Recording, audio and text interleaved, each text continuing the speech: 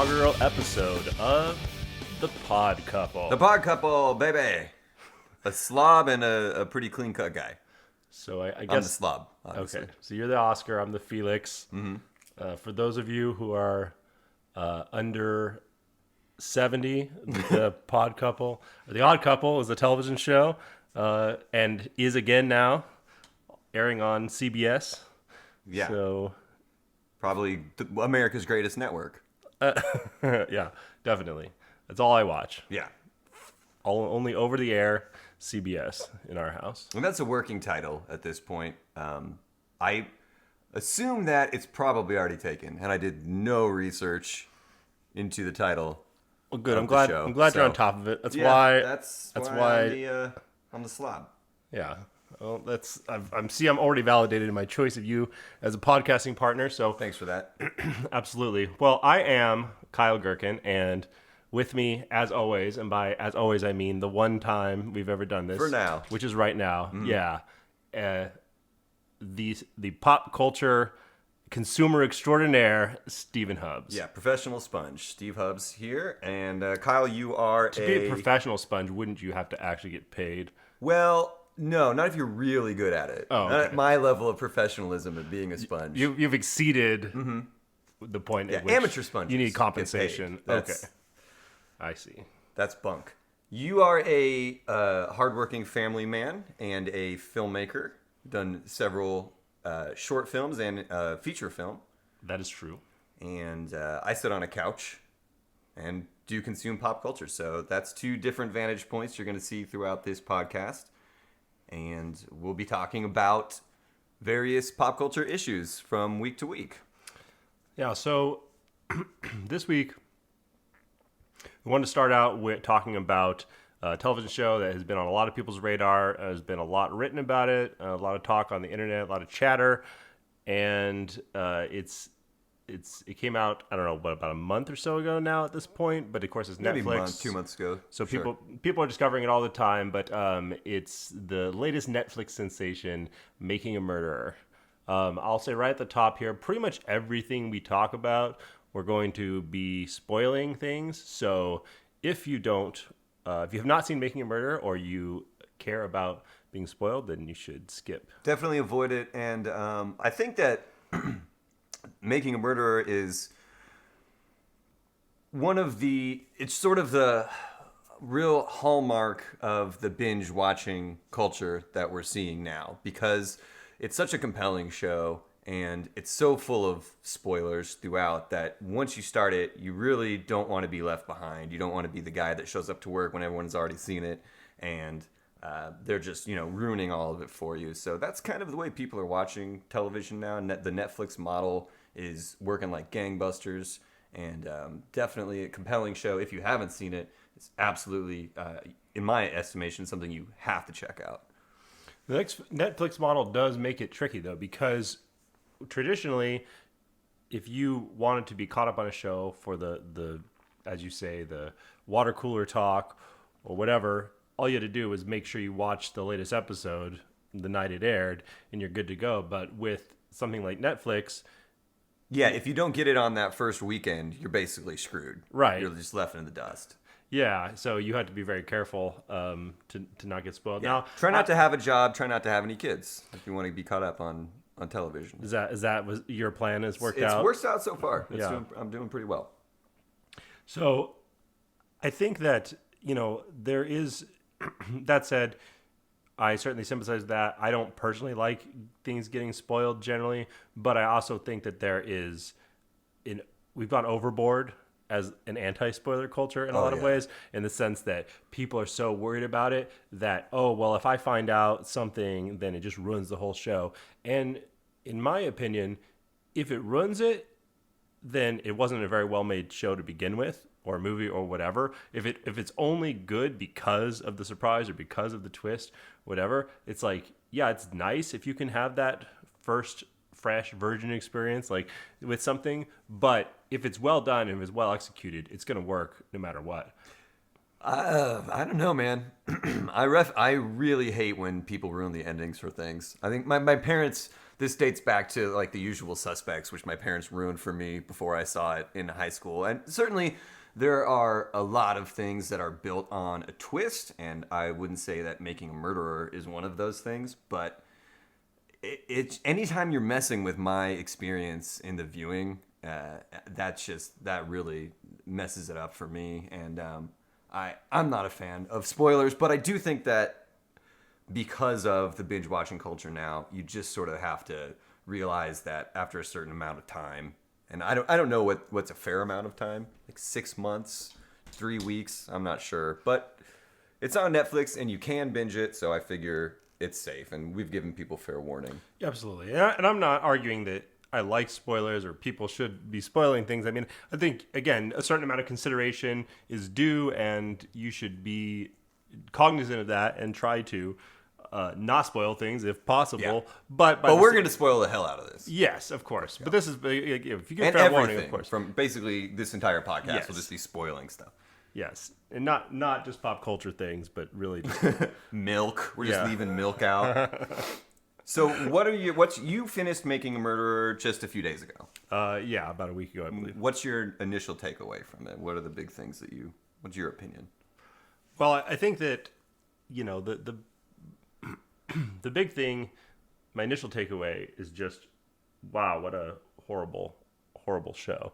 And when I say horrible, of course, I don't mean the quality of the show, which is great. It's very compelling. But just the feeling you're left with, the sort of gut punch, emptiness, just like, you had your soul ripped out at the end is so visceral and so powerful that it's hard. It makes you, in some ways, regret that you watched it. Yeah, it's a vacation ruiner. Like, if you were going to leave for California the next day, you don't want to have torn through Making a Murderer because it's going to mess up your whole week.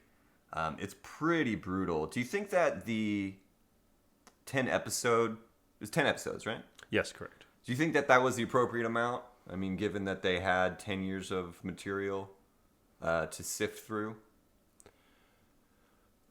Do you think it dragged at any point, or do you think it could have gone on longer? That was a good question. I hadn't really thought about that in particular. I think it felt right to me. I think that you talk about there being 10 years of material, but really, it was most of the material was compressed into a couple years. I mean, the bulk of the show took place with the Stephen Avery trial, which happened, from the time of his arrest, basically through the trial. I think it was about a 2-year period. And so that's about 8 of the episodes. I mean, so really they don't cover the other 8 years is pretty quickly just summed up through like the appeals process and things. And so I don't know that there was that much going on in that period of time that was compelling to watch, at least from a judicial process standpoint. I mean, I suppose you could have gotten more into Stephen Avery's life in prison or whatever, but yeah, well, it's depressing enough. Yeah, exactly. I didn't want to go there. I mean, personally, it was bad enough not having to see how he was suffering in prison on top of everything else. Just imagining that was bad enough. Yeah. So you are of the opinion that Stephen Avery is innocent? Yeah, I mean, I think he's innocent. Do I know he's innocent? Of course not. I mean, nobody can know anything. But from what's presented in the show, at least, which, who knows what was selected and how much bias there is on the filmmakers, but certainly on the basis of the show, I think it seems unlikely that he was a killer. But the thing that I do know is that I know, at least from the evidence of the show, that there was no way there was enough evidence to convict him. And they're really two separate questions, and I think that's a very important thing to look at when you're looking at any kind of judicial process like this. And that is, from a jury standpoint, it feels like a lot of times the decision to convict is based on, do I think this person did it, or do I think that they're guilty? But really, that's not the question. The question is not, do you think they're guilty or not? Regardless of what you think about their guilt or innocence, the question is the evidence sufficient to convict them? And in this case, I just don't see how it could have been. Absolutely not. I'm in agreement with you there. And that is sort of the main takeaway, I think, for the show is, regardless of whether the guy is ultimately innocent or guilty, it's the judicial system that is really on trial, and the weaknesses of that particular case are just rampant, and it does make you think about how often that must go on. I mean, this was not something that the filmmakers, they originally set out to just cover a guy who had been wrongfully imprisoned, and then this whole thing developed organically. Right. Yeah, So- they didn't know about the Stephen Right. Avery case and then come in and start, filling in the background. Right. It was just a right place, right time, horrible situation. And so how often is that going on? How many Stephen Averys are out there? Yeah, I know, it's scary. That's the most scary thing you take away from the show is saying, you'd like to think, well, this is a 1 in a million anomaly, but that is probably extremely optimistic thinking. And yeah, I mean, by the same token, certainly, I'm not saying that I think every police department or sheriff's department in the world is as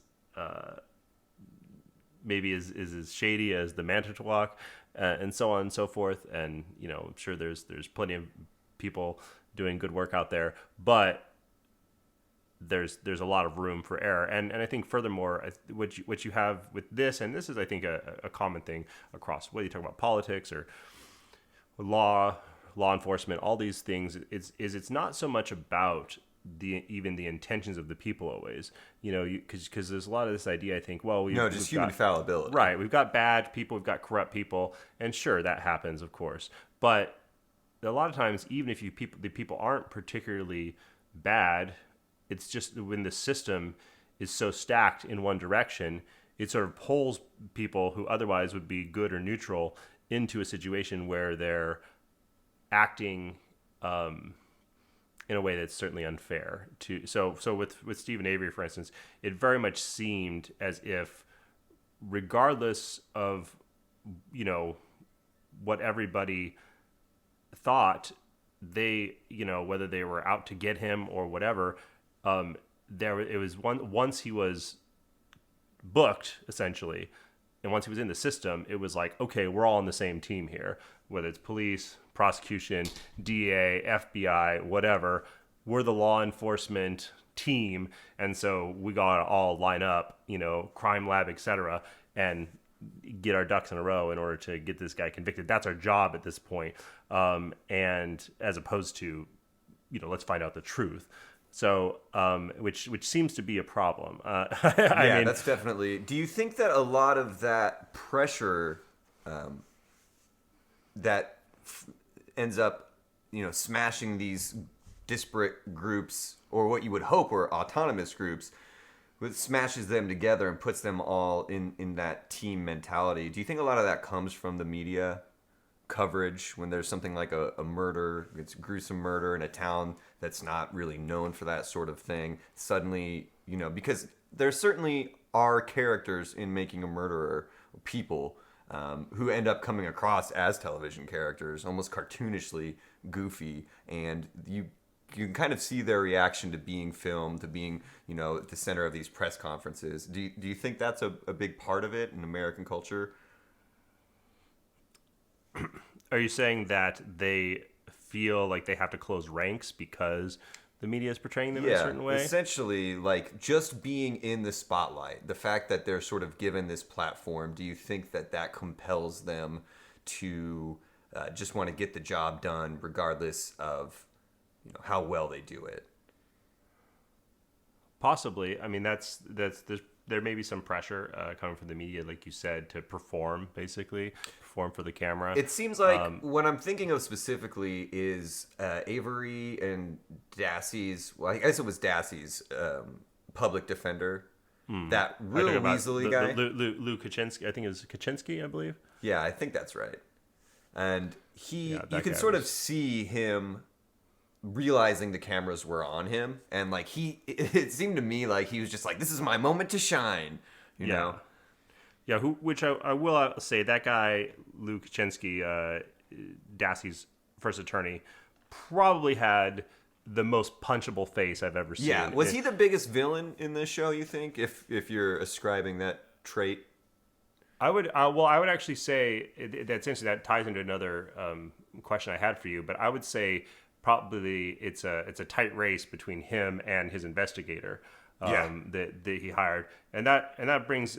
I'll ask you this, and I'll answer my own question because it segues from bringing up those two, which is obviously there were many shocking moments in the show. There's many moments where you're just sitting there scratching your head and going like, "Is this really happening? Like, what? I don't understand." Yeah. Like, and so, but my question is, what was the number one of those moments for you?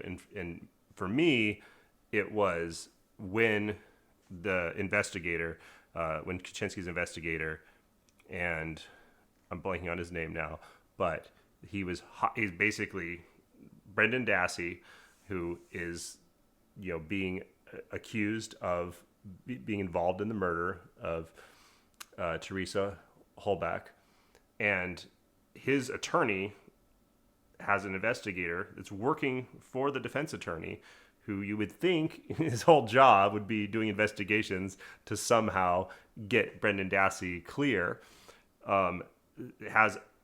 He sits down with Brendan without the attorney present, just the investigator and Brendan in a room alone, and tape records himself basically bullying Brendan into a confession of complicity in the murder. Even when in Brendan's original confession that he sits there and he says, "You have to tell the truth no matter what it is." And Brendan writes down what actually happened, which was that he wasn't involved, that he just went home and played PlayStation and whatever. But then he says, "No, that's not right. Why don't you put what actually happened, write down the murder." Yeah, just spoon-feeding him all the information. And essentially won't let him out of the room until he does this. I mean, and like I said, that we saw stuff like that with the police doing that to Brendan Dassey. But the police are working against him, and we understand that, even though Brendan Dassey clearly didn't understand that. We understand that, and yet, but yet this is his own defense team that's just railroading him into a confession, because clearly they just want to make a plea deal and be done with it and wash their hands of it. And it's just that was the number one moment for me where I just sat there mouth agape saying, I don't understand. And this was happening. The same. This investigator. It's been a while since I've watched it. I watched Making a Murder right after it came out in like the span of 3 days or something. So, but that same investigator was the guy that when he was called up into court had sort of called the Avery family some kind of disease that needed to be rooted out, and he was the one that was brought to tears about the Hallback murder and sort of was working on it from a position of just finding his own client guilty. Yeah, absolutely. No, that was... Yeah, that guy was gross, man. In his notes, yeah, like I said, I feel like he may be the villain even more so than Kaczynski because Kaczynski just seemed like a dope in a lot of ways. Whereas this guy seemed much more cognizant and much more aware of what he was doing, and didn't seem to give a shit. And this is another common theme that took me aback as I watched this show. He's recording the interview. It's not a hidden camera. He's recording it himself, bullying his own client into a confession, and doesn't seem to care at all. Doesn't seem to have any concern. No, because he's got righteousness on his side. Right. That this is. I mean, in other words, he feels like he's doing the right thing, like you said. That this is an okay. There's not a question in his mind that this is shady activity, apparently, because he's got it on tape, or I don't know, maybe just thought the tape wouldn't surface or something. But the same thing with the police. I mean, the police, who when they're investigating, in particular Brendan Dassey, which I think is like the most tragic figure. I mean, as bad as everything that happened to Stephen Avery was. And it certainly was horrible, especially the fact that he already had served 18 years in prison for a crime he didn't commit, and now he's back in prison for another crime that it appears he didn't commit. And that's, and as horrible as that is, you have this Brendan Dassey kid who is obviously mentally challenged, extremely mentally limited, who has no idea what's going on. And the police know this. I mean, everyone knows this. Everyone who encounters him, who talks to him for 1 minute, can tell that this kid has the intellect of a 7-year-old. And yet they sit there and they could completely manipulate him and browbeat him and, essentially force him into all kinds of admissions of stuff that is just patently absurd. The idea that he slit this woman's throat, on this bed in this bedroom where there's not a drop of blood, from, and all these things that again, chained her up, chains and ropes, right, just to be thorough. Yeah, we ran out of chains, so we went to the ropes. So I mean, anyway, the whole thing, of course, is so patently absurd, and yet you have them doing this, and again on tape, and the arrogance that smacks of to me is what's so startling. The arrogance to say, like, yeah, we know this stuff is public record, and we're still going to act this way, because you're watching it almost like a fly on the wall, thinking like, oh my God, this is incredible. Like, if these guys knew we were watching, they would never do this. But of course they did. Now they didn't know it was going to be made. It would eventually be, made into a documentary. But they knew that this stuff could be public record and that it was going to be, that it was being recorded, and yet they just gave zero fucks. Apparently, they probably just thought they would come out looking like the good guys. That must be the rationale when you're behaving that poorly. When it's such a miscarriage of justice, you must be thinking, well, I'm doing the right thing, and everyone will see that I'm the hero of this story. Putting away this vicious, murdering boy who, did they just think that he's the most manipulative, evil genius? Did they just think that he's pulling the Edward Norton from Primal Fear? Aw, shucks. But I've secretly done all of this horrible stuff. Like, it boggles my mind. And I would say that that's probably the point that you touched on with him getting browbeaten into giving those confessions. It's probably the most shocking thing. But I'm inclined to say that I don't understand the legality of not having those tapes submitted into evidence, because it feels like if a jury sees those tapes, then it's going to change their outlook on Dassey, and I don't know why the judge blocked them. Well, the tape of the police confession was shown to the jury. Was it shown the whole thing all the way through? 3.5 hours of it. Oh, okay. Which, no, I don't know. They said there was a point that they actually do show in the documentary. They show part of the tapes which has Brendan calling his mom and her saying, well, like, why did you say that you did it? And he said, they just got in my head. Mm-hmm. And that part was apparently not shown to the jury. But still, I mean, you have 3.5 hours. Now, what we saw, I don't know what it was, 5-10 minutes or something. So we saw that selection. Now, maybe that 5-10 minutes we saw that the filmmakers selected was the only part where the cops were being such bullies, and otherwise they were completely reasonable and Brendan was spilling his guts unprompted. I find that basically basically impossible to believe, and I don't believe that. But we weren't in the courtroom, we weren't on the jury, so maybe somehow the other 3.5 hours that we didn't see vindicated the cops and their interrogation methods in some way. Given that these guys were found guilty, what do you think we didn't see? I mean, how was the jury convinced?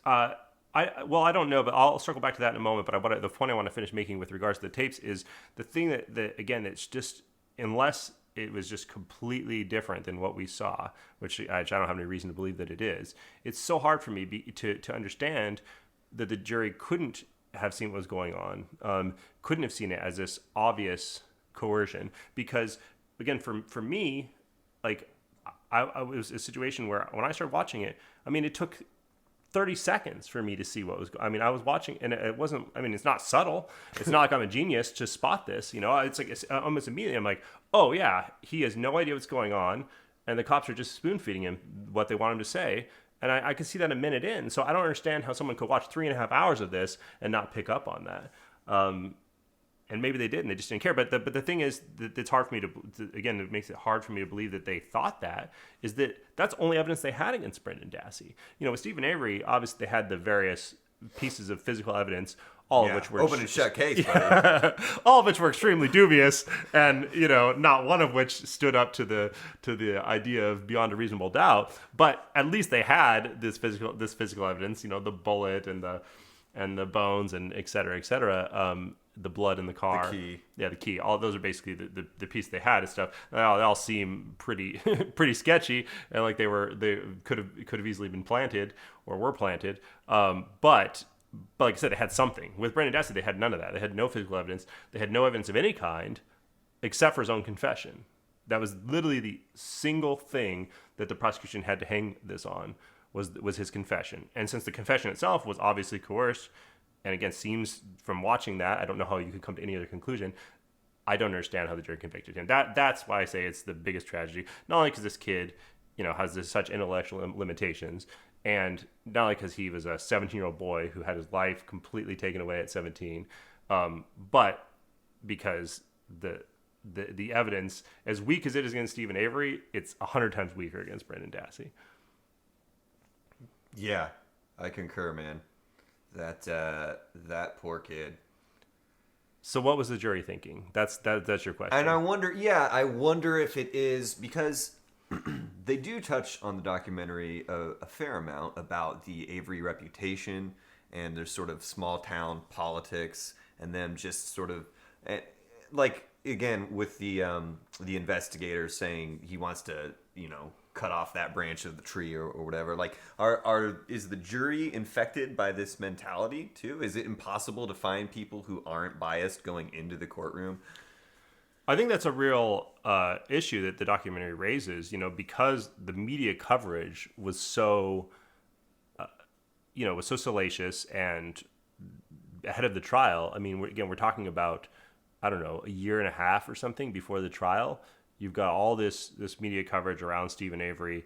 You've got a press conference where the DA comes out and literally describes in grisly terms how the murder was committed, spells it all out, which again was something that they don't have the evidence for. They're just saying this based on Brendan Dassey's extremely weak confession, but based on that, they're talking about all these horrible things of this woman being captured and tortured and raped, et cetera, et cetera. So I don't see how that can't get into people's heads. So how do you find, especially in Manitowoc County, which is where Stephen Avery was tried, the jury was selected from that home county. It's a small county, like you say. It's not like there are murders going on every day. So a story like that, it got a tremendous amount of play, was leading the news, the local news, for weeks, if not months on end. Every time there was a development, it was there. It was probably on the front page of every paper for day after day after day. So how are you a citizen in a town like that, in a small town like that, or a small county like that,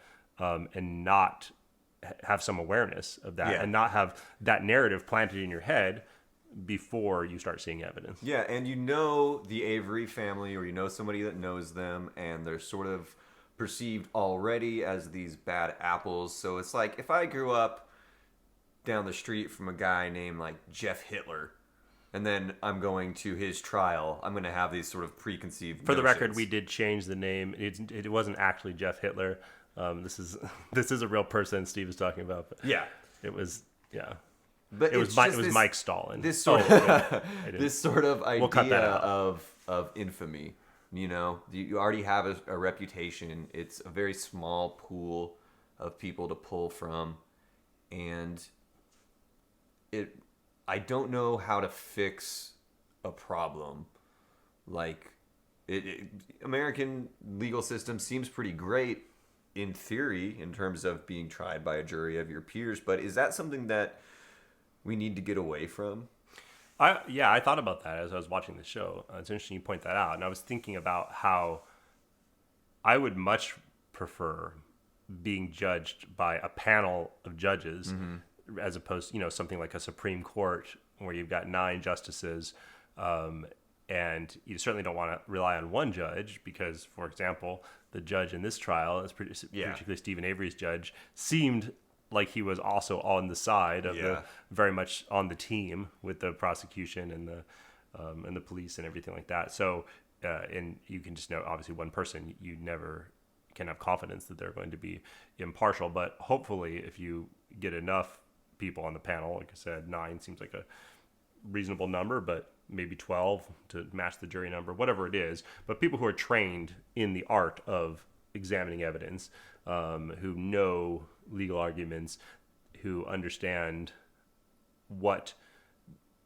truly constitutes an evidentiary standard, things of that nature, I would feel much more comfortable with a group like that. Yeah, for sure. I would definitely say that. And people that seem to, I think you really need people that understand that the burden of proof is on the prosecution, because it seems to go so often the other way. Right. That the defense has to do all of the work because people are walking in, just assuming guilt. And that is scary as hell. It's terrifying. So that's the way they do it in some countries. Yeah, they have a panel of judges rather than a jury of peers, right? I don't want to comment on foreign judicial practices since I would just be totally guessing at this point. But I wish I were doing, right. Yeah, but that seems reasonable. I wouldn't be surprised if some, probably those damn Europeans. Yeah. So, Gross effete commies. Intellectuals, their reasonable systems of government. But yeah, that's something that certainly makes sense to me. And I mean, the jury of peers thing, of course, is in the Constitution. So it's not going away. So yeah, we're stuck with it. So I don't see that. The moral of the story is don't get arrested ever. Exactly. That's a big takeaway here is do not ever get caught up in the legal system. Yeah. If you can avoid it by any means, just don't do it, because once you're in the system, the cards are stacked against you, and your odds of really getting a fair shake, unfortunately, don't seem to be very high. Those metaphorical shackles, and in some cases literal shackles, very difficult to cast off once you get in. Have you been keeping up with the case as it's going on now? Well, I did some light Googling. Yeah. Not to be confused with light treason. Yeah. But some light Googling after the case, after I finished watching the show, of course. And the one thing that I saw, the only ray of hope, of course, is extremely bleak when you watch the show itself. And you come away from it thinking there's no hope. But when you do Google it, I saw that Stephen Avery at least had some Justice Project, and I don't remember, some Innocence Project. I can't remember which one, if it was the Wisconsin one or some other one at that point, that had taken up his case, at least in 2016. I don't know if it's because of the documentary that made them take it up. I'm think it does have to do with it. Which is great. I mean, that's an incredible accomplishment. I think the filmmakers have to be very happy with that. I mean, if their film made that difference in the world, at least to give him one more shot, then that's pretty amazing.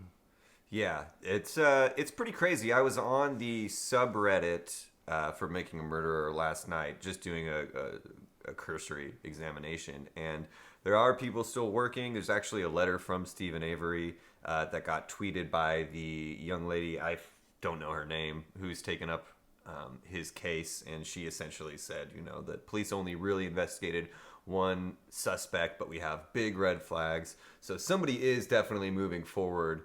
How long that's going to take and how successful that'll end up being, only time will tell. But this is a subreddit with over 60,000 subscribers. I mean, this is when the internet got a hold of this story, obviously, just like you and I, you see it, you're blown away, and people have really taken up the cause.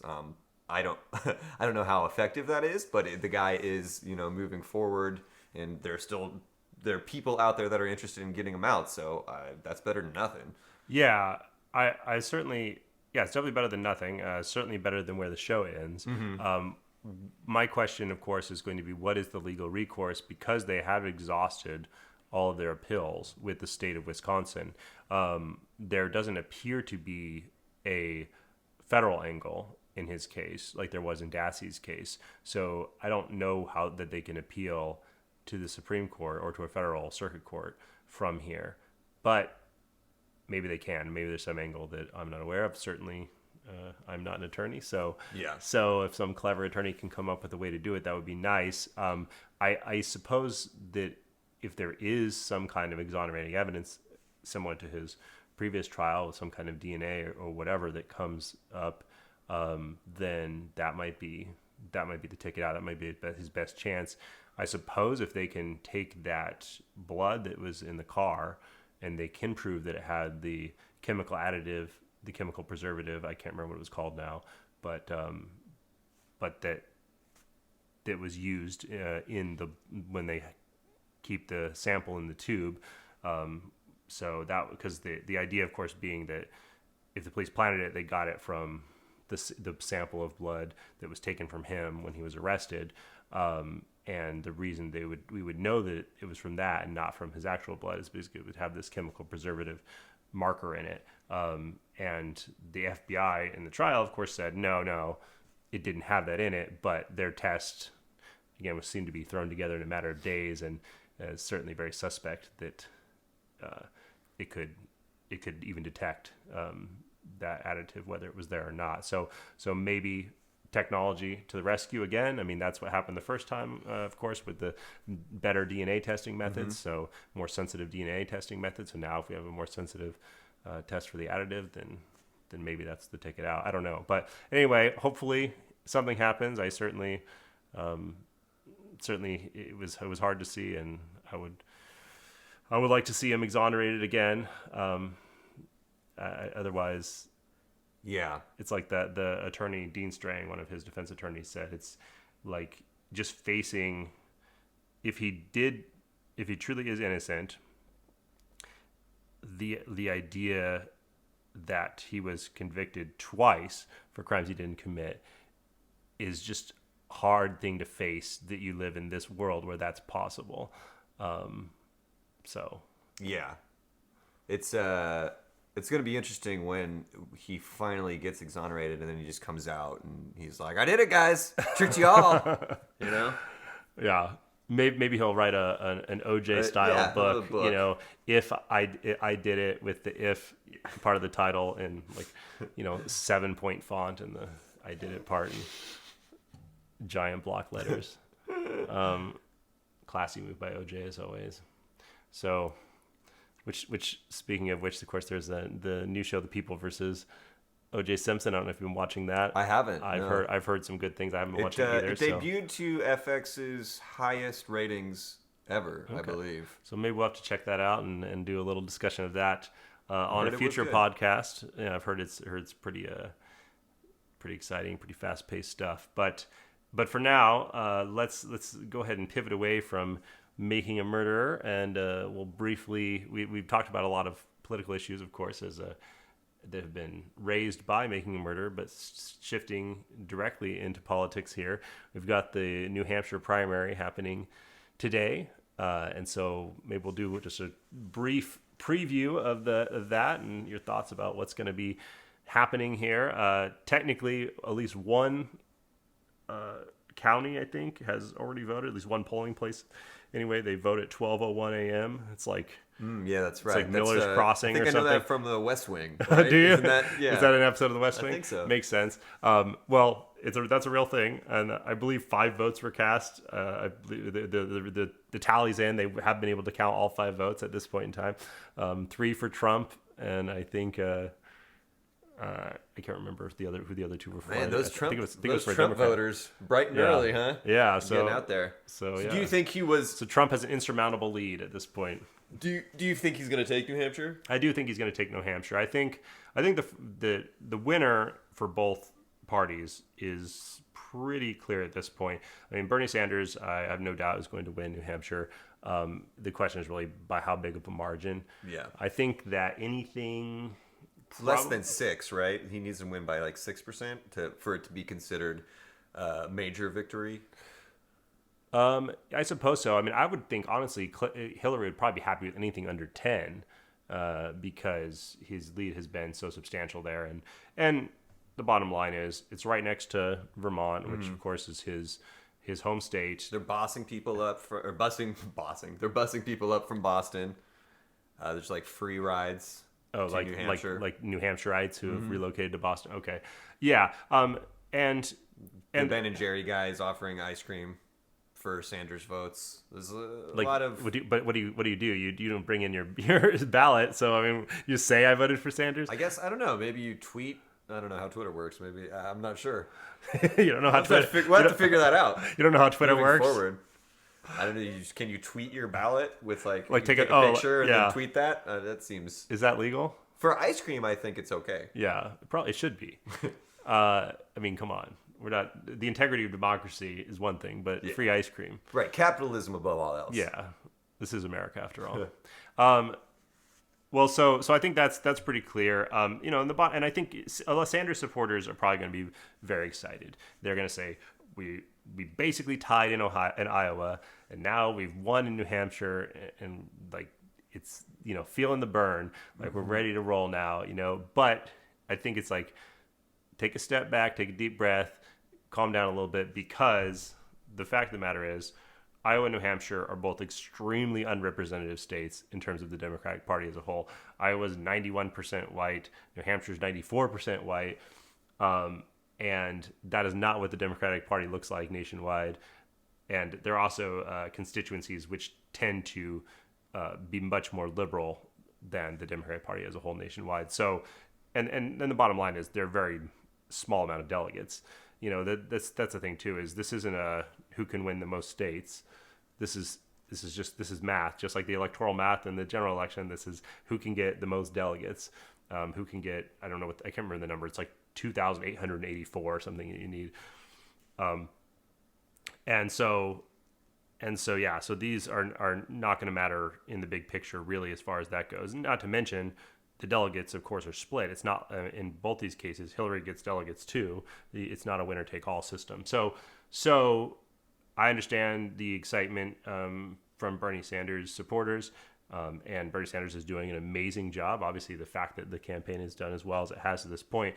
But as we move on to South Carolina and Nevada, and then most importantly Super Tuesday, that's when you're really going to start seeing the race take shape on the Democratic side. If Bernie Sanders is still hanging in after Super Tuesday and looking strong and sort of fighting Hillary Clinton, you know, neck and neck, then I think that's the time to start doing backflips if you're a Bernie Sanders supporter. Until then, do you think that's a time to be scared if you have Democratic leaning, though, with the party being split? If they're still neck and neck, do you worry that ultimately you're going to have people that would endorse Hillary not voting for Sanders if she loses, or people that would endorse, especially with all of the millennials on Bernie's side? Do you see them getting just totally butthurt and then not showing up for the general election if Sanders isn't nominated, and then we, you know, face perhaps a Cruz presidency or a Trump presidency? Or well, now I'm gonna have nightmares about that. Yeah, whoops. But yeah, so I do think that feel worse now than you did after watching Making a Murderer. Yeah.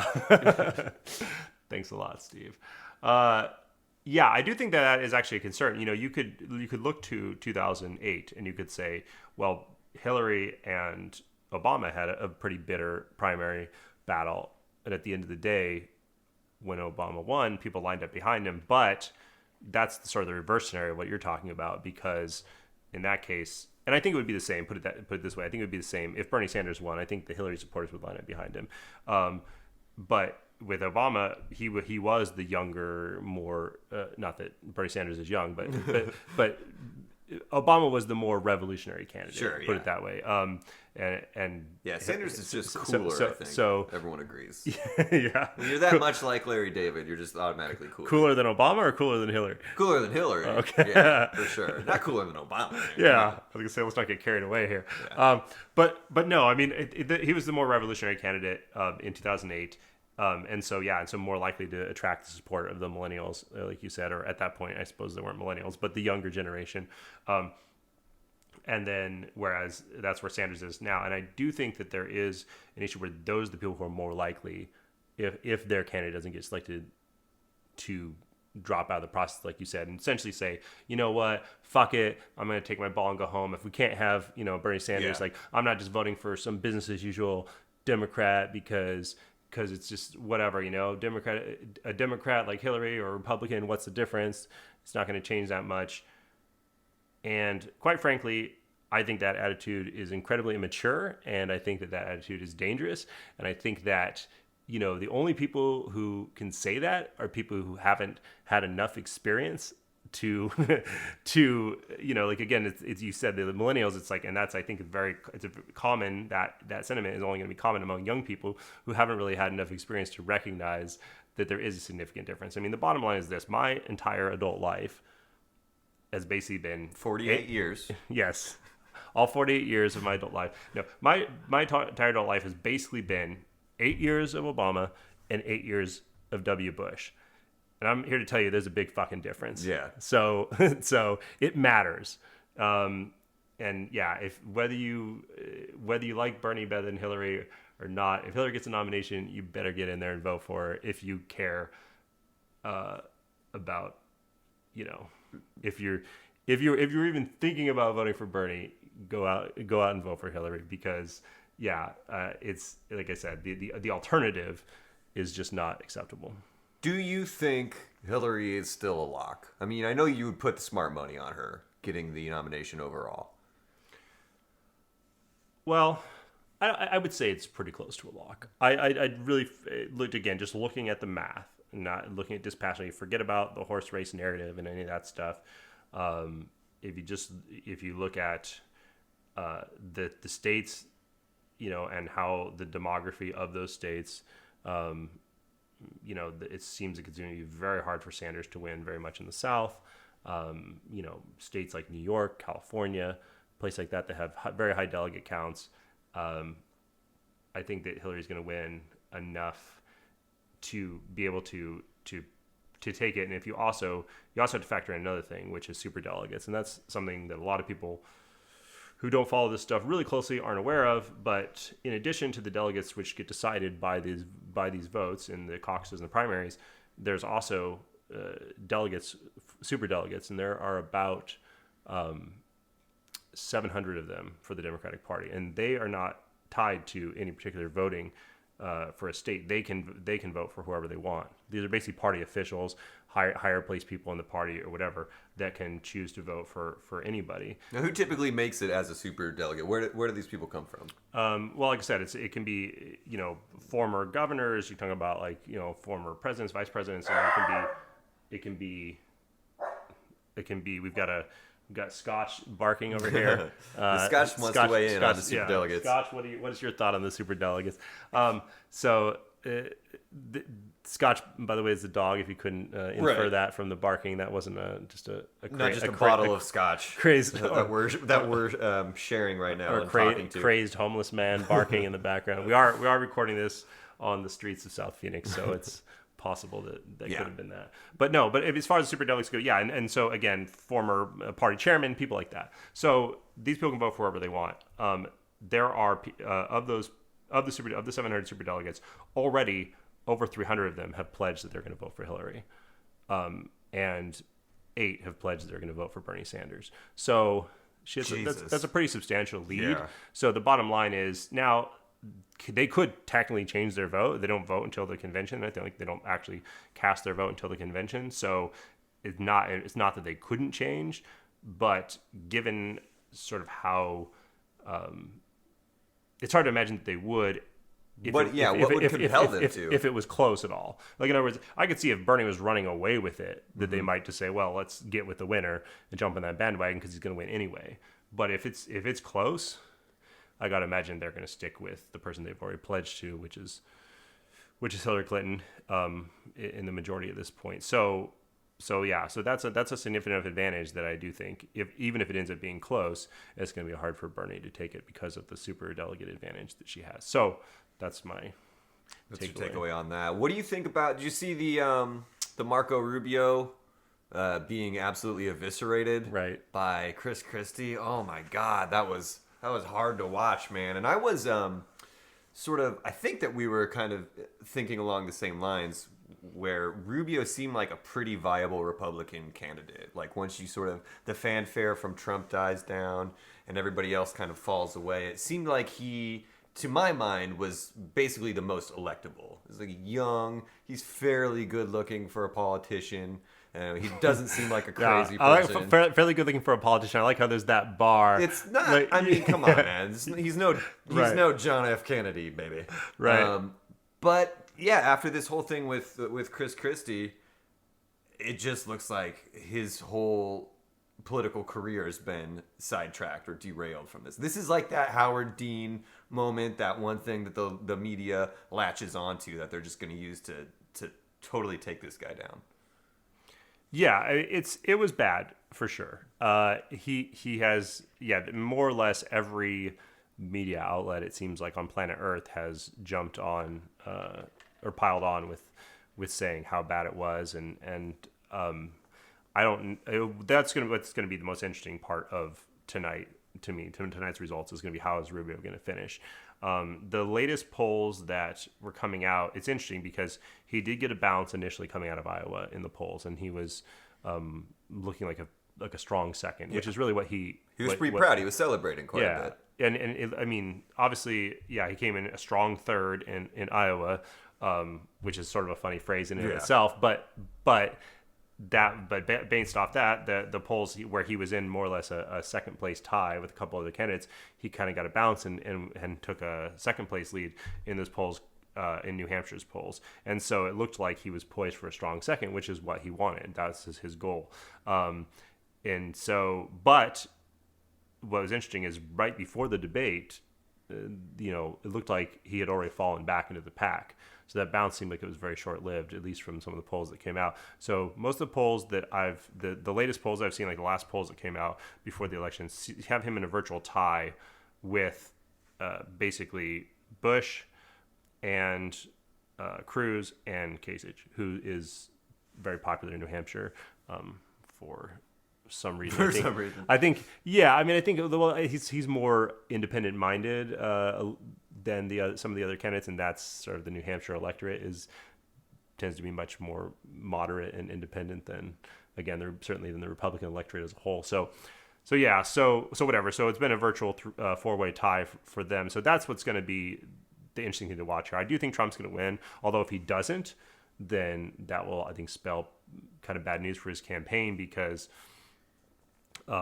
he needs that recovery. Well, he needs a recovery. He also has a pretty substantial polling lead there, and the question has always been: are Trump's poll numbers soft? That's been some of the speculation from the beginning. He's been polling obviously very well, sort of across the country, certainly nationally. But people say, well, let's see how those numbers hold up to an actual vote. Are those numbers soft? And in Iowa, it looked like maybe they were, even though they were still within the margin of error. So if somehow he loses New Hampshire, where he's got still a fairly substantial lead in the polls, that will show that his numbers do seem to be soft. So I think that where do those soft numbers come from? You think?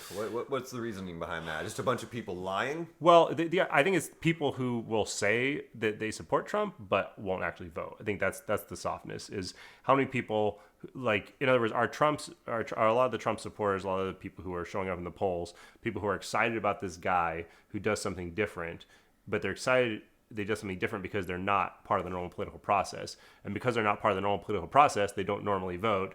And even though they've got a guy they're excited about this time, they still might not vote just because they're not in the habit of doing so. So like a Trump supporter, your typical Trump supporter then would be this mirror of Trump himself as a person. It was just sort of all this bluster and noise and then no substance. Exactly. They show up with nothing. Exactly. Got it. So that's very possible. The other thing that, this was suggested as one of the explanations for his weak performance in the caucus was that, and I find this personally hilarious, is that one of the reasons that he didn't perform as well in the caucus is because people who want to vote for Trump are sort of embarrassed that they're supporting Trump, so they won't admit it to their neighbors, but they would do it on a secret ballot. So whereas at the caucus, you have to be there in public with your neighbors talking about these candidates you support. You basically have to declare your support publicly. And so some of the people who are Trump supporters were too embarrassed to do that. And so they chose a more socially acceptable I don't want everybody knowing I'm a racist. Right, exactly. Yeah. Exactly. So, but again, if they're in a private booth with nobody looking over their shoulder, then they're happy to check the box for Trump. So again, New Hampshire has a traditional voting system with a secret ballot, so we'll see how the numbers hold up there. So but I do expect him to win.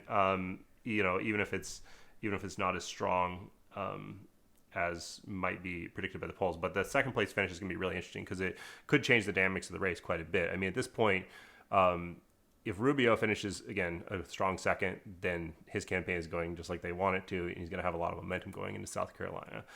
But if he falls all the way to fourth or fifth, which again is very possible because they're all pretty much within the percentage point of each other in the polls, then it's going to be, oh my gosh, the Marco robot glitch was disastrous, and it's going to be another 7 days of stories about that. Bush, same thing. If he finishes fourth or fifth, there's going to be a lot of pressure, I think, from the establishment just to get out of the race. If you couldn't win in New Hampshire, you're not going to win anywhere, or you're not going to, if you can't at least finish second in New Hampshire. Kasich, similar thing. New Hampshire is pretty much everything in his campaign is hanging on that. If he can finish second, he'll probably keep hanging around for at least a few more states. If he finishes fourth or fifth, he'll probably hang it up. And what do you think is the mentality of these guys that clearly have no chance? This Kasich guy, for example, why is he still hanging in there? Do you think that he really wants just the public stage to press certain issues, or is this just a way of locking up, a position at Fox News somewhere down the road? Yeah, I mean, who knows? It's hard to get inside the heads of some of these people. I would suggest that those are all viable possibilities. I mean, one might be you're auditioning for a VP role. He's been a name in particular that's been bandied about as a strong VP candidate, especially if someone like Marco Rubio, who's younger and not as experienced, ends up getting the nomination. That he would be a great counterpoint. He's from Ohio, which is of course one of the major swing states, so that's always an attractive candidate in a VP for when people are selecting. So who knows? So that could be auditioning for that. Could be, again, just raising his general profile, whether that translates into a Fox News gig or whether that translates into another job down the line in somewhere else in politics, or even just raising your profile for another run in the future, whether that be in 2020 if a Democrat does get elected and the Republican field is open again, or even 2024. I don't know how old Kasich is, if that's realistic for him to run in 8 years, but might as well look that fact up. Well, yeah, I mean, we're chatting. Sanders pretty old. He's still running. So what's 8 years? Yeah. Well, and yeah, and that's, well, actually, maybe we'll get into that in a future podcast. But yeah, I mean that's a concern that I think will probably haunt Sanders if he is the general election candidate. Especially imagine if he's going up against someone like Marco Rubio. Right. I don't think there's any question that the Republican propaganda machine is going to be relentless in attacking Sanders on the issue of age and, how you can't be trusted to finish out the term or make the hard decisions, or have the vitality or whatever to be the president of the United States. So I mean, it's been interesting because, of course, to this point, Sanders has gotten almost no criticism whatsoever from Republicans. And in fact, he's gotten some grudging compliments from Republicans. And I think, to me, that more than anything else tells you just how badly they want to run against him. Because yeah, for sure. They're like, how badly they don't want to run against Hillary. They're like, just whatever it takes to get Bernie Sanders, whatever we can do to help Bernie Sanders get the nomination. Because I think that there's no question that they feel there's chances are stronger against him, and that they would be able to shred him on a national stage. So, for whatever that's worth, I mean, whether they're right or not. So you think, looking down the road, though, at this point, New Hampshire's going to be business as usual. Sort of, you expect all of the predictions to play out. Do you think that we end up seeing Trump versus Hillary ultimately? Trump versus Hillary? No, I don't. I do not. I mean, I think if I had to make a guess, you do. That's what I'm doing right now. I'm making you guess. Making a guesser. Putting a gun to my head and making me guess. I would say that it will be Hillary and Cruz. Ugh, Cruz. That guy's so gross, man. I'm not saying that. That guy is so disgusting. He could be Brendan Dassey's attorney. He could be an investigator on that case. Okay. Like punchable faces, man. You can only punch one person. Oh God. You get to choose between Lynn Kaczynski or Lou Kaczynski, the attorney for Brendan Dassey, and Ted Cruz. You can rear back and punch as hard as you want, but you only can pick one of them. I have a feeling that if I punch the attorney, it feels a bit like punching a dog. Like, he would be super confused. He wouldn't understand what's happening. He'd be whimpering. I feel like if I punch Ted Cruz, it's very possible that my hand just gets stuck in, like, his gooey, boneless, reptilian form. Like, I don't know if I'm getting out of that, so I guess I gotta punch the attorney, as much as I love dogs. But, God, man, that's a hard choice. It is a hard choice. Myself. I mean, Cruz is definitely a grosser person, but see, that's the thing. It's like I don't want to. I don't. You don't want to touch. You want to touch something, man. So gross. Yeah. Like, yeah, punching a mound of cancer. All right. Well, I'll go with that. I'll or maybe we should each take a different person so that's that fair. they can each get one punch in. So, yeah. See, democracy in action, baby. That's right. All right. So now I'm going to do a little bit here that we like to call Steve Explains Modern Music to Kyle, because I had kids in about 2000. Say no more. Yeah. As you know, people with kids don't listen to music. No, I had kids in about 2001, and that was around the time that I stopped listening to music, because obviously kids do cut into your time quite a bit, and I have a lot of interests, and ultimately something had to go. Yeah. That thing ended up being music. So That's fair. I also think that, you and I are both mid-30s ish in Yes. age, and as you get older, I find that a lot of people, I know it's definitely true of myself, your interest in new music tends to atrophy, and you Right. kind of fall back to the things you used to listen to. So when you had proposed this idea of sort of taking you through modern music now, I actually really welcome that as a chance for me to catch up, because I used to be super into music. I mean, I knew quite a bit of all of the popular local bands and all of the popular national bands, and so this is a good chance to kind of flex that muscle again. Good, yeah, that's great, because obviously and it doesn't have to be like something that's, let's say modern, to be something that's literally just came out last Right. week. I mean, really anytime in the last 15 years is fine for Yeah. me. But something like that, yeah, would be nice, because I do, and again, I'm to the point where I'm so overwhelmed that, like, even if when I have an interest in music, sometimes I think, maybe I should catch up, throw some music on the radio or on the whatever through my phone when I'm in the car, something like that. But I almost don't know where to start, because sure, you can. There's plenty of streaming stations I can throw on Pandora or whatever. But if I want to discover something a little bit new, it's overwhelming. That's Of why I'm course, here, there's baby. millions of bands. So yeah, so that's what And you're here. I So- did sort of take this as as the first challenge. I didn't. I have a little understanding of what you did used to kind of listen to. Like, I know that you like Radiohead. Yes, that's Yeah, correct. you're a fan of Radiohead. I think you like Arcade Fire, maybe. Do you know them? I never listened to much Arcade Fire. I mean, I'm aware of their existence, but I So I didn't want to bust out like hardcore gangster rap or noise metal or anything for your first introductory segment. I was hoping it'd be kind of a gangster rap noise metal mashup. Well, that's but- that would be Death Grips, Oh. which is a great band, but we'll probably get to them at a later date. Okay. But so for the first segment, the band I'm going with is a band called Tame Impala. Tame Impala. Tame Impala, they are an Australian band. It's actually one guy. They tour as a band, but there's one guy that makes the music, does all the instruments, and sings. And this is, I think, something that's indicative of where modern music is at today. It's an album that was just released in 2015. The album is called Currents.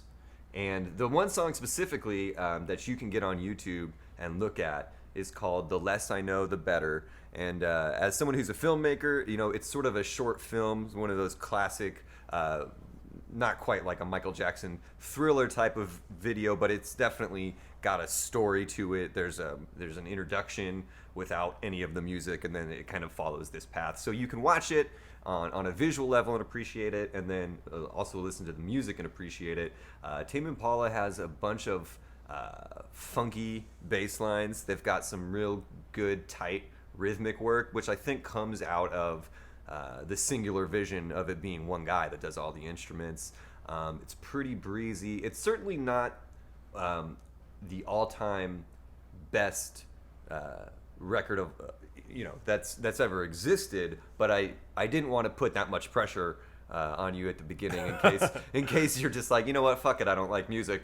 So I just wanted to I've been accused of that. Yeah, I wanted to give you a snapshot of where I think music's at, and a big takeaway from the record as a whole, the album Currents, is that you can take 15 or 20 seconds of any given song and throw it behind like an iPad commercial. It sort of has that, where I feel like there's, not that it's necessarily unoriginal, but there are catchy bits that sort of get stuck and broadcast all throughout different commercial spots. And this definitely is reminiscent of that. It's probably, one of the things that keeps it from being, say, a 10 out of 10 is it's probably a little too clean for my taste personally. I like something that's a little rougher around the edges, but it's definitely a compelling listen. It's catchy, funky. It's got some real breezy, easygoing parts. It's great driving music, which is where I assume you'd be listening to a lot of the. That's a good assumption. A lot of the music moving forward. So I think it's a pretty safe bet. I definitely think that it's something that you could sink your teeth into. So Tame Impala, and specifically the song "The Less I Know, the Better." Look it up on YouTube, and you'll have to let me know what you think of it next week. From the album Currents. The album Currents. I will listen to it. One of Australia's greats. I would. I had a lot of questions, but you answered all of them in your very thorough description. Yeah.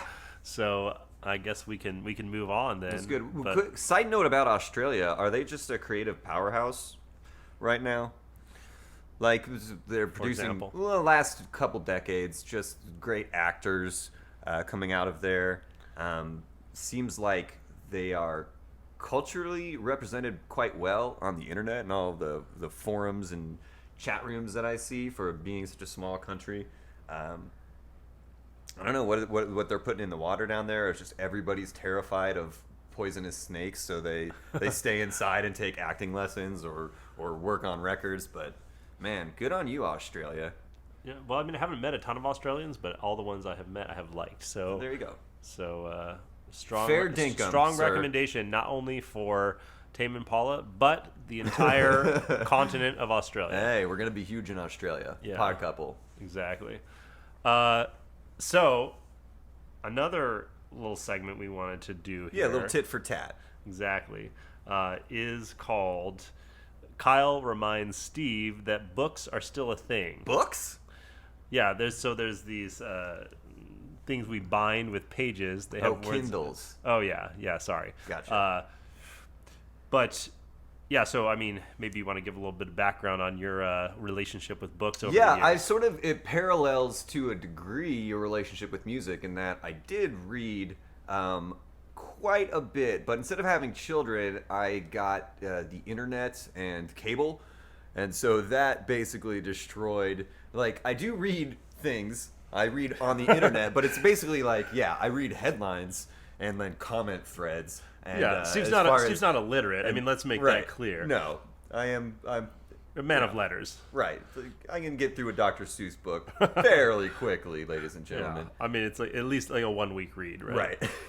Right. So yeah, I know that print, even though it's a dying medium, and you hear that all the time, is still kicking. So, and you are a guy that reads a lot. You probably read more than anybody that I know. Yeah, I mean, I'm always reading some book. I mean, and when I say any more than anybody I know, I mean I know a librarian. And Right. I'm still sure that you read more than she does.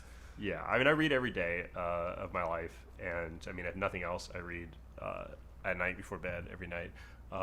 But other times when I can squeeze it in, and I'm always reading, always in the middle of some book or the other. And along those lines, the book that I just finished, which I can recommend, is called The Fifth Heart.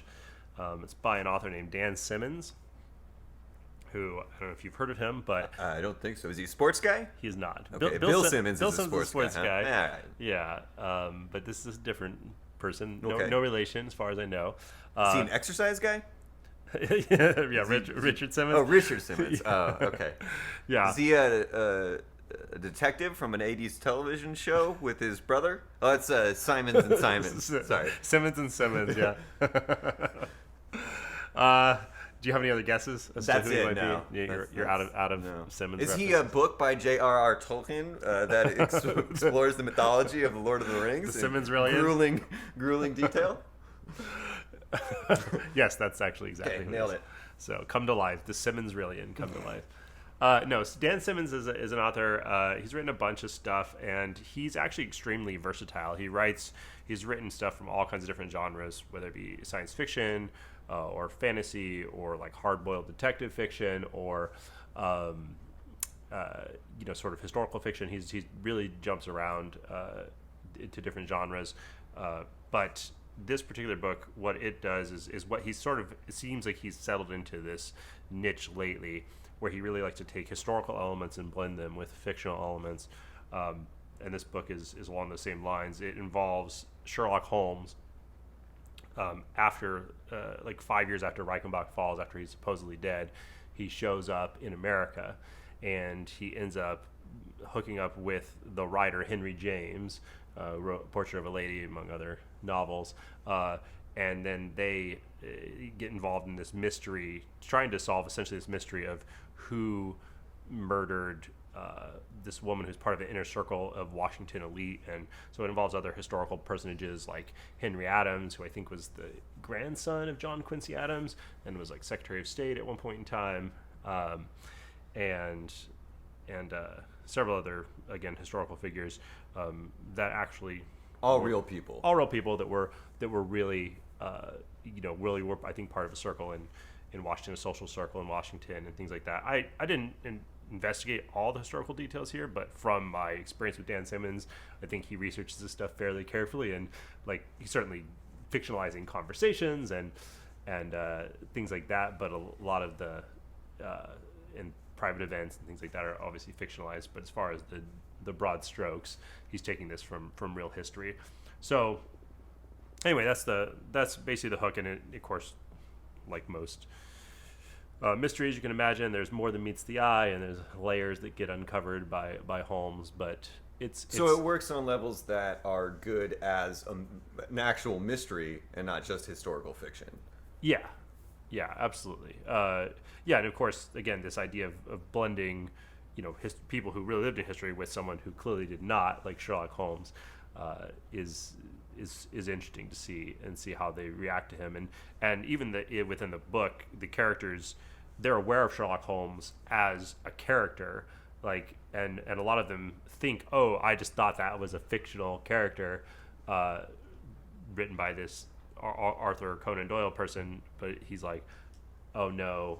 In fact, even there's actually there's a piece of it where Sherlock Holmes himself is unsure whether he's a fictional character or not, and there's some kind of meta stuff going on there. But a lot of it, people just sort of accept. Oh, okay, I guess really this Watson was a real person, and Conan Doyle was really his literary agent, which is something that I think is suggested in the original Holmes books. But that this is a real person, of course. So it's interesting to take a character also like that, Sherlock Holmes, a character who is, of course, in the public domain, because all the Holmes books were written, prior to 1920 or whenever the copyright magic line is. So for public domain works, so of course it's neat to be able to take him and use him in another book. I mean, that's one of the reasons, of course, that Holmes has been so popular as a character in many different iterations on television and movies and everything else, because you don't have to pay for the rights to an established character. So Yeah, that's true. Plus, we really like people just like a smart guy, Right. and unless they don't want to elect a smart guy, but they do love reading books and watching shows about smart guys. Is this a story that how big is this tale? The book, I think it's somewhere in the 500 to 600 page Okay. range. I do read on my Kindle almost all the time now, especially because a lot of times I'm reading at night in bed and don't want to keep the wife awake. So, so it's hard, I don't always know the exact page count, but it's fairly long. It's a substantial book. So, yeah. Did you find yourself, if I'm the kind of guy that doesn't know a lot about this historical era, am I going to be lost, or is it pretty easy to keep up with it? No, I mean it's well written to where it's not important that you know the details. Again, I don't know the details of, I'm not a huge Henry James fan or anything like that. Right. So that's not really important. I mean, the characters have their own lives outside of that. Just sort of. If I'm a huge Kevin James fan, is this book for me? Yes. Okay, That's great. probably the target demo is the Sherlock Blart. Yeah. Mall detective. Yeah. Probably the Kevin James. The Kevin James audience is really what it was targeted at. So I think they were selling copies outside of Paul Blart too. Every King of Queens DVD comes with a copy. So You read a lot of mysteries, it seems like. In addition to just reading a lot in general, it seems to me that you are particularly interested in mysteries. I know you read some true crime stuff too.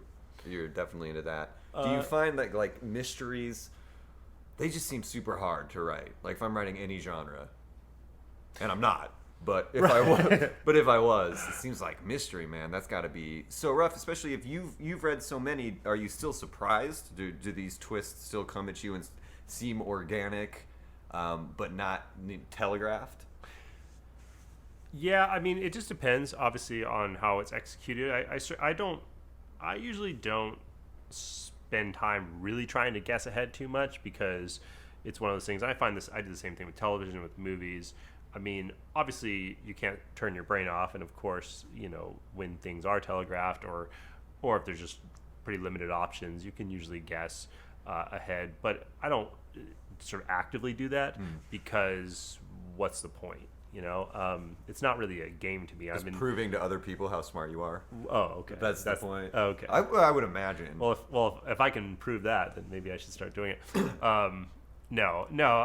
So for me, it's more about the execution, and it's about how does this, how does it play out? The actual twists, again, are not usually that relevant for me. If the whole thing is constructed well, then I'm still going to enjoy it. And so much of the pleasure, especially with reading, is again, it's just in how it's constructed and how the writing is done. It's not like what happens. The plot is very much secondary, at least for me. I'm not someone who just wants to tear through a pot boiler, for the sake of like what happens next. That's not the kind of books I'm attracted to.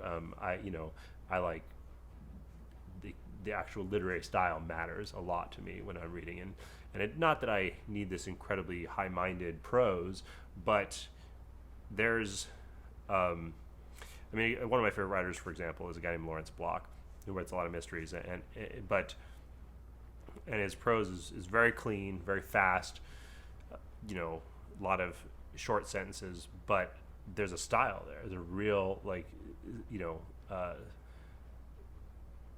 there's a real style that is not like it seems easy. Like that's the beauty of it. It seems really easy. It goes down sort of so like smooth, Cormac McCarthy. so smooth. Yeah, exactly. It's basically the exact opposite of Cormac McCarthy. Gotcha. But yeah, right. It goes down so easy, and you're just flying through the pages. And it seems like, oh well, anybody could write that. But then you read other authors, and you're like, oh wow, you realize what a feat it is to be able to pull something like that off. So Cormac McCarthy is, of course, on the other far end, who I also like, but extremely challenging. Sometimes even just get through a page because it's so rich and so dense, and and again, they're both enjoyable in their own ways, but it takes talent to do both things. It's not like writing fast, accessible prose is not easy.